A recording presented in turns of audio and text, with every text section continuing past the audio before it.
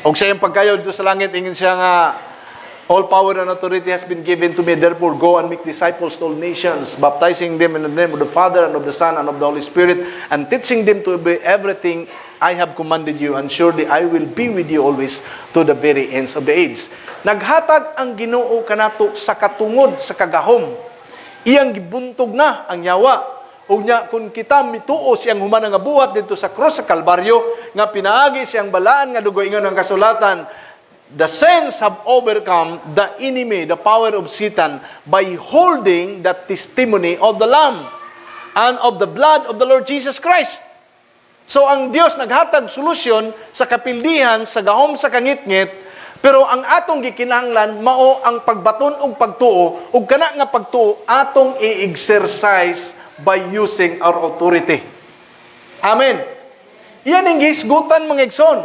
Wala pa siya mamatay niya itong mga panahona. Wala pa niya maula ang iyang balaan nga dugo. Mao'y nakapildi sa gahom sa kangitngit. O wala pa siya mabanhaw niya itong mga panahona. O natong nahibawan mga igsoon. Ngang katapusan nga kaaway niya iyang gibuntog, mao ang kamatayon. O iyang gipildi ang kamatayon, pinagi sa pagkabanhaw, gikan sa mga patay. Amen. Pero nagsulti na daan siya sa iyang mga katauhan, sa iyang mga disipulo, that if you have faith, you can exercise this faith by using your authority, by declaring it. Amen. Sulti na to. Ikaw, okay, sugod na po pag liho karon ang yawa murag nagdala og balatian sa akong kinabuhi. Exercise dayon ang imong pagtuo in the name of Jesus. Ang iyang sakripisyo dito sa krus sa Kalbaryo, siya nasamaran ug nalaburan, ug ang kasulatan na gayon, pinaagi siya mga labud ug mga samad. Ako nakabaton og kayuhan. Pinaagi sa dugo ni Ginoong Jesucristo, I apply it over or against the power of darkness, against the power of infirmities, against my life. In the name of Jesus. Ana atong buhaton mga igsoon. That is faith. Dili tong faith sa una nga kanang maghilom-hilom, and we cannot qualify what is faith because faith is an abstract word, meaning dili nato makita, lisod nato sukaton, lisod nato i-measure mga igsoon. Pero mga igsoon, na inyon ang kasulatan, faith cometh by hearing, and hearing by the word of God. Ang basihanan sa tong pagtuo mao ang pulong sa Dios. Ug tungod kay dunay gisulti ang pulong sa Ginoo mga igsoon, nga humanan niya buntuga ang kamatayon, human niya gibuntog ang gahom sa kangitngit, and by holding the testimony of the Lord Jesus Christ, we can overcome against the power of darkness. Ingon ang kasulatan, greater is He who is in us than he that is in the world. Amen. Therefore, what we're going to do is that exercise your faith by using your power and authority over the power of darkness. Amen.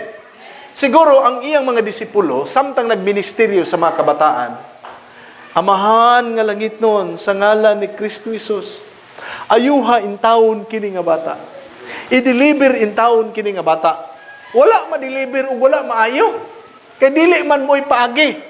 Ingin si Jesus, gamitig authority. Kung sa gihimo ni Jesus, demonyo, pawa, kalagyo. Amen. Naay mga kaso mga igsoon nga dili matabang og liing of hands, dili matabang og petisyon, bisan unsaon pa nimog hilak, di gyud maulian. Ug naghila ka aron makamahimong gawas nun, malipay po ang yawa, da hilak-hilak lagi siya. Itagin ako, hilak-hilak lagi. At tanawa, hilak-hilak gyapon. Iya hilak-hilakan yang Ginoo. Goal ang Ginoo, lipay ang yawa. Ngayon siya nga, nagbalampuson ko sa kong pag-atake. Pero mingon niya, sa ngalan ni Kristo Jesus, kurog sila. Kaya nga mga kasulatan, submit yourselves therefore to God. Resist the devil and he will flee from you. How to resist the devil? Speak against him.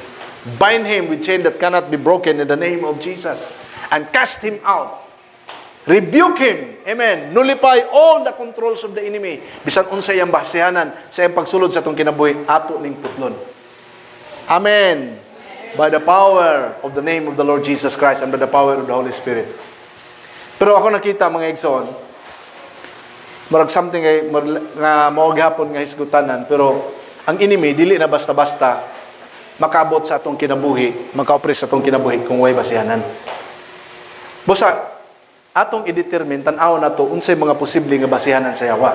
Nganong nakaabot siya sa ato ang kinabuhi, nag-opre siya sa imong pagbati, nag-opre siya sa imong hunahuna, ug nag-opre siya sa imong kahimtang.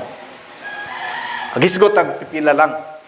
Unsa gisgutan dito sa Exodus? Tanan ulit para Exodus chapter 20.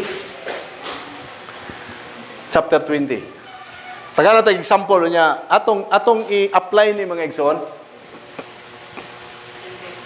Chapter 20 verse 1. Hantod sa sunod nga mga bersikulo. And God spoke to all these words. Okay, 1 to 5 siguro nga verse. Read with me. I am the Lord your God who brought you out of Egypt, out of the land of slavery. Okay, deliverance ang gisgutan din na. Unsay gisulti niya? You shall have no other gods before me. Ay na pagbaton og laing mga Dios. Gawas kaniya lamang. Unsay itong na Dios gagmay, na dagko. You shall make for yourself an idol in the form of anything in heaven above or on earth beneath or in the waters below. Ay, balik ka sa turit. Sa gisulti, ayaw mo pagsimba og lain nga Dios. Unya ayaw paghimo, ang uban dili nagahimo pero gapalit na mahinimo. Unya pilion pag itong mga fiberglass, nga klase-klase lang o katong gamay, medyo gamay-gamay pod, o katong dako pug presyo. Gibaligyan bitaw ko ana akong gipangutana. Ahamay gyud gamahanan ani kining gamay o kining dako. So na, redeemed naman na. Pero ingon, unsay kasulatan? Ingon ang Ginoo. Ayaw mo pagbaton og laing Dios. Ano siya nga, og ayaw mo paghimo para sa inyong kaugalingon og Dios.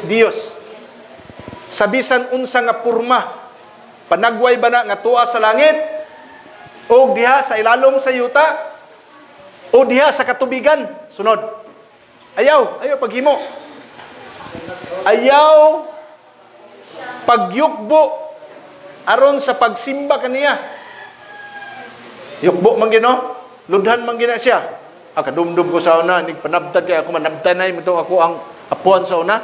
Panabat niya, kuanan niya dito sa altar. Bugoy po to ako mga kauban, nato yung mga halad-halad dito, mga biko, doon yung mga manok dito, concentrate kay manabtan dito, nakawaton dayon ang kuan. Kawaton, unahon ba? Unahan. Pero inani nga porma.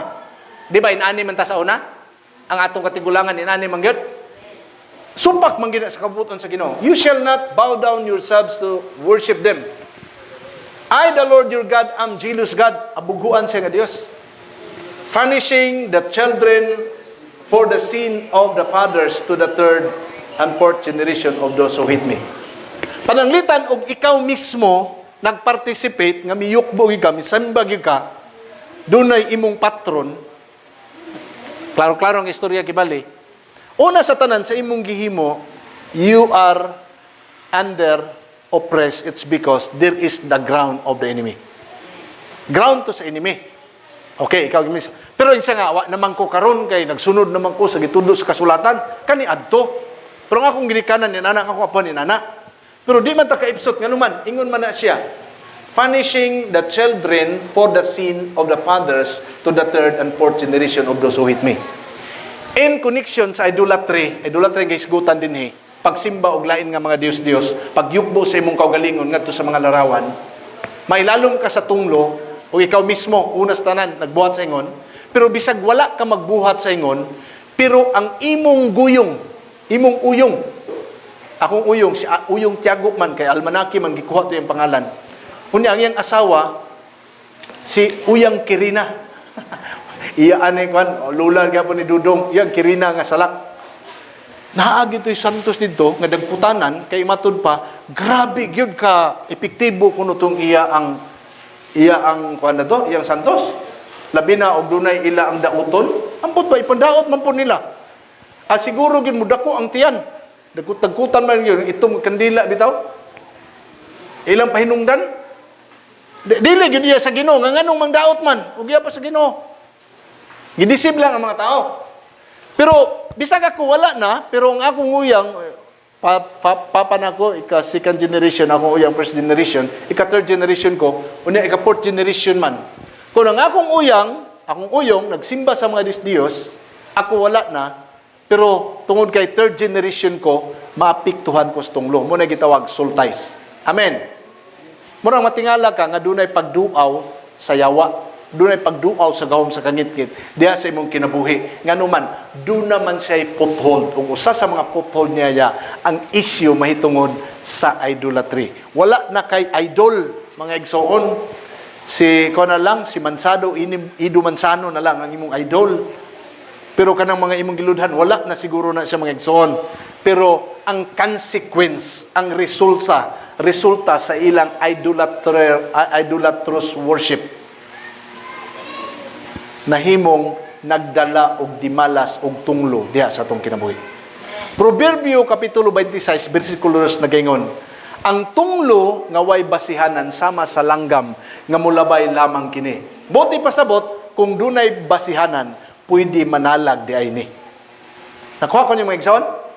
So basin og ginana nga mga pamaagi, dunay mga tunglo nga gikan pa sa atong mga kaninunuan in relation kibali sa idolatry, and because of that, nahimo na siya nga ground aron ang enemy magsugod sa pag-operate batok sa atong kinabuhi, magdalag oppression sa atong kinabuhi. Hallelujah! Diha kang Kristo Hesus bisag unsa pa na nga mga bugkos mga igsoon, siya maghatag kanato sa kagawasan. Mianhi ang kawatan, pagpangawat, pagpatay ug paglaglag. Mao na nay paagi niya aron mapatay niya, malaglag niyang tao, butangan niya og mga dotang espiritu nga maga-oppress sa mao nga tao. Pero mianhi si Ginoong Hesukristo aron sa paghatag kanato sa kinabuhi nga madagadayaon o kana nga kinabuhi nga madagayaon, una atong masinati pinaagi sa kagawasan. Mingon ang kasulatan, you shall know the truth and the truth will set you free.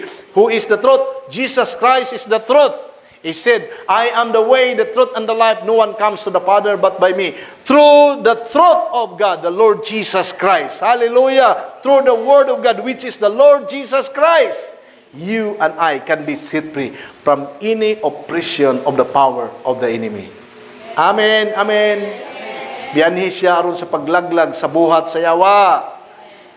Tapos na. Humana. Natapos na ang panahon sa yawa diha sa atong kinabuhi, ang espiritu sa idolatry diha sa atong kinabuhi, karon kay ang adlaw sa kagawasan nahiabot na. Amen. Amen. Siguro gyud way gilabdag ulo din ha. Basin og dunay espiritu sa kalibog diha, sakyan na sugod ng atong utok diha ba, maglibog ta. Hallelujah. Pero basin og dunay mga pagduaw, mga balatian nga gidala sa kangit-ngit, naglatay siya pinagi sa espiritu sa idolatry gikan pa sa atong kanununuan. Ang atong buhaton ana kansilahon nato na gamit ang atong otoridad. Sa ngalan ni Kristo Hesus among giputol ang bisan unsa nga tunglo nga nahiabot ngani kanato nako gikan pa sa akong unang mga ginikanan nga nagsimba sa mga Dios kini akong giputol ug ang mga espiritu nga nagabot gikan kanila ngani kanako akong gitapos pinagi sa ngalan ni Ginoong Hesukristo ug akong gisalikway ug ato nang gapuson unya atong i-cast out. Ato nang buhaton ron. Amen. Kana ba nga espiritu na mo na nagdala og kagubot sa atong kinabuhi, mo na nagdala og dimala sa atong kinabuhi, mo na nag-ut-ut nato diha sa kapobrehon. Hallelujah! Because there is what we call ground of the enemy.